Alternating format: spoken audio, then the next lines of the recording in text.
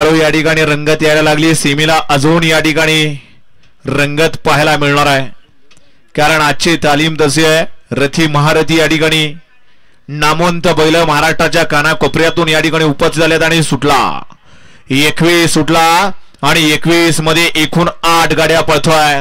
सुंदर असे लढत चालू आहे.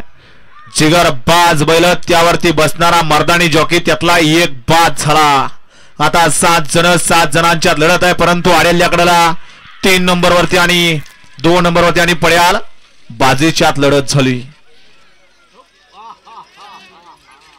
पाण्यात उडी मारली का मातीत उडी मारली आता? कारण माती आणि पाण्यात फरक आहे.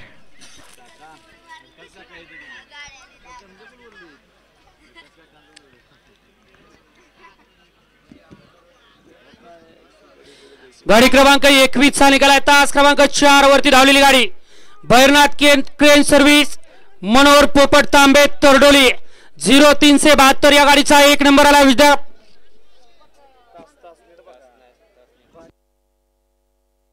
स्वप्नील शेठ तास बघा नीट.